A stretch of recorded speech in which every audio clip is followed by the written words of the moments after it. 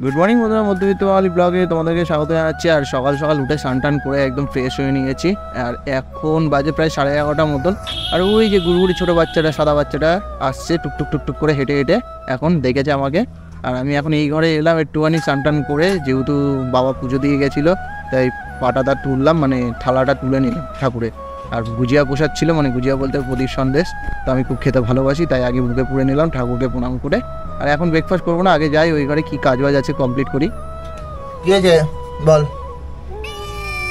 Miao Miao.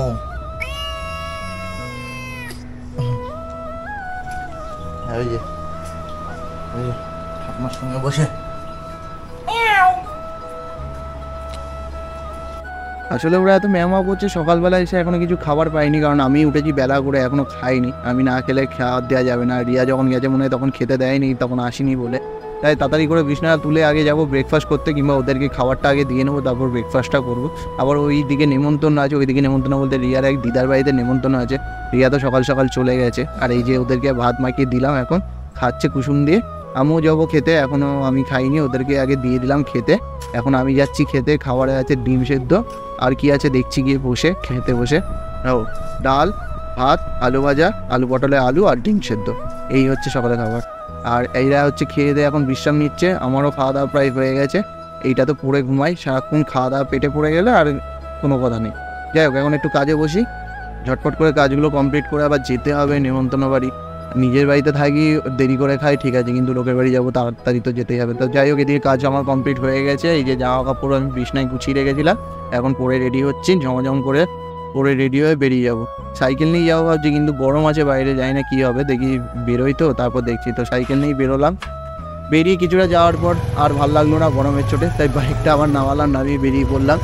Bike নিয়ে যাচ্ছে। আর রিয়াও চলে এসছে ইউনিভার্সিটি থেকে, ও দাঁড়িয়ে রয়েছে দেচৌধুরীপাড়া পার হওয়ার সময় ব্রিজটা, যেটা রেলের ব্রিজটা পড়ে, ওই ব্রিজের ওখানে। তো আগে আমি গেলাম হচ্ছে মিষ্টি নিতে, এই ছোটো বাজারে এখানে, মানে রাধাবল্লভতলা এখানে যে মিষ্টির দোকানটা, এই দোকানে মিষ্টিটা ভালো হয়, তাই এখান থেকে বেশিরভাগ সময় মিষ্টি নিই। তো মিষ্টি নেওয়া হয়ে গেছে, এখন আবার বাইক নিয়ে যাচ্ছি। দেখি রিয়ার সঙ্গে দেখা হয় নাকি। রিয়াকে তো বলেছিলাম দেচৌধুরীপাড়া ওখানে দাঁড়াতে, ব্রিজটার ওখানে গিয়ে দেখি আমার তো দেরি হয়ে গেছে, অনেকক্ষণ আগেই নেমেছে। যাই হোক, দেখা হয়ে গেছে। ওই যে আগে সাইকেল নিয়ে যাচ্ছে, অবশ্য সাইকেল নিয়ে এসেছিলো সকালবেলা, ইউনিভার্সিটি যাবে বলে, ট্রেন ধরবে বলে তাড়াহুড়ো করে, তো সাইকেল নিয়ে যাচ্ছে। তো সাইকেলটা আর হচ্ছে একটা ইঁচড় নিয়ে এসলাম বাড়ির থেকে, মা দিয়ে পাঠিয়েছিল এই বাড়ির জন্য, তো এই ইঁচড়টা দিলাম আর সাইকেলটা রেখে আমরা চলে এলাম। পাশেই বাড়ি, তাও আমার বাইক নিয়ে এসে গরমের মধ্যে আর হেঁটে আসতে ইচ্ছে করছিল না। এসেই দেখি সব পরিবারের সবাই খেতে বসে পড়েছে এখানে, সব গোল করে খাচ্ছে। তুই খেয়েছিস? হ্যাঁ, তুই কি খেয়েছিস? এদিকে তাকি বল, কি খেয়েছিস? কুমড়ো বাদাম। কুমড়ো ভাজা? শুধু কুমড়ো ভাজা খেয়েছিস? কুমড়ো বাদাম দিয়ে ভাত খেয়েছি। আর কিচ্ছু খাসনি? না। আর কিচ্ছু দেয়নি তোকে? সবাই যে এত কিছু খাচ্ছে, তোকে কিচ্ছু দেয়নি? হ্যাঁ, মাছ মাংস কিচ্ছু খাসনি?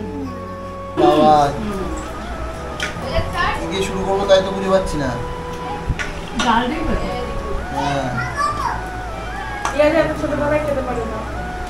খাবে কম, ঝালা লাগবে বড় নাকি? হ্যাঁ, আমি অল্প খাই, থালা বেশি লাগে। আর ইউনিভার্সিটিতেও সবাই বলছিল এরা ভাত এই কটা খায়, এতগুলো জিনিস নিয়ে আর থালা একখানা বড় নয়। খাবারে মাছ, মাংস, মাছের মাথা দিয়ে ডাল, চিংড়ি মাছ, অনেক কিছুই ছিল, তাই ঝটাফট করে খেয়ে নিলাম। খিদেও পেয়েছিল দুপুরবেলা, তো খাওয়াটা খেয়ে নিই আগে। পটল চিংড়ি নুন নিয়ে খেলে তো, লবণ দিয়ে যা। ভাত কি দিয়ে খায়? কি দিয়ে খাই? ভাত কি দিয়ে খাই? হাত দিয়ে ভাই। হাত দিয়ে? আমি তো সেটাই বলতে চাইছি ওদের, ওরা বুঝতেই পারছি না আমার কথা। যা খায় আর যা থাকে তা ওদের না।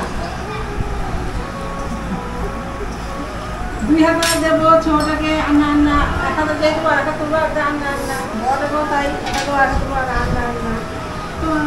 জমিয়ে খাওয়া দাওয়া করে বাড়ি চলে এসেছি। তাড়াহুড়ো করে কাজ ছিল পড়ে, তার জন্য তাড়াতাড়ি করে এলাম, কিন্তু এসে আর ভাল লাগছিল না। উঠে বিছনায় গিয়ে শুয়ে পড়লাম, প্রচণ্ড গরম লাগছিল। রিয়া এখনও আসেনি, রিয়া বললো পরে যাচ্ছি, গরমের মধ্যে ভালো লাগছে না।